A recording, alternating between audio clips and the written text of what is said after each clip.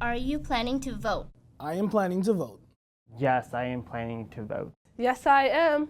Definitely planning to vote. I'm excited for my ballot to come in the mail. I am planning on voting. Yes, I am to vote.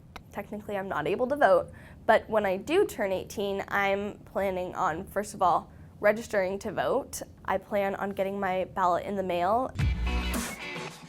Why vote? It's your opportunity to cast your opinion on how you want to see society run. To have your voice heard. Voting is definitely one of the major rights of an adult. We've worked so hard to get our voting rights. In America, we fought long and hard for a long time to vote. That's what we were fighting for, to be able to have democracy. Should people with disabilities vote?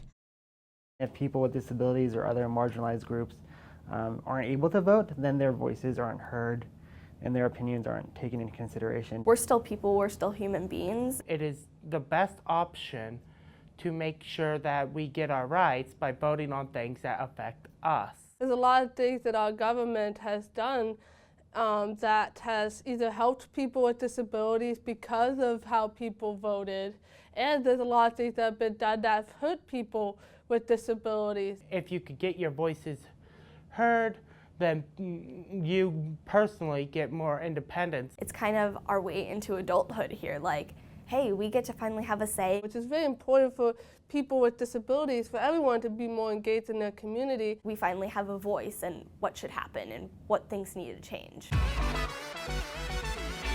What can my vote change? Voting can affect the people that are representing you in our Senate and House. Who we decide to elect to be leaders of our government. I vote for president. Judges are going to make decisions on cases and how laws should be interpreted. Laws definitely make a change in people's lives. New wheelchair ramps. Healthcare needs. Assisted suicide. Some closed captioning on new devices. If you have to start paying for parking. Things can change and things get better. So you can really make change both in your own community and then on the national level. But I don't know how.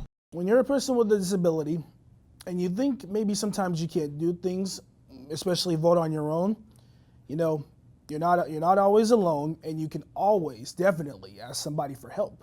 Ask your family friend to help you. You shouldn't be told because you have a disability that you can't vote, because that's just not true. Step 1, register.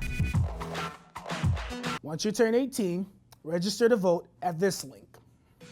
rootedinrights.org/disabilityvote. Step 2, research. So learn about the issues. There's a lot of resources online that talk about the different candidates. There's town halls that you can go to learn about issues. Watching the news helps me be aware of the larger elections. There's talking to your community members. There's videos that you can find that talk in more simpler language about different political issues. Step 3, vote. There are many, many ways to vote. You could go to a polling booth in person. All voting locations are required to have at least one accessible voting booth.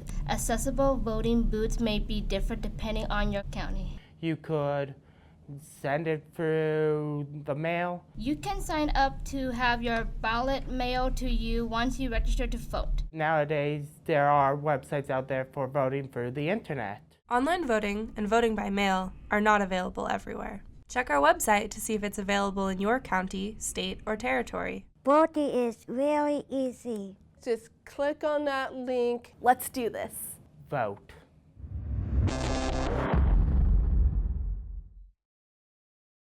For more information, go to rootedinrights.org/disabilityvote. Produced by Rooted in Rights. In partnership with the National Disability Rights Network, the Advocacy Center of Louisiana, Disability Rights New York, Disability Rights Network of Pennsylvania, and Disability Rights Washington.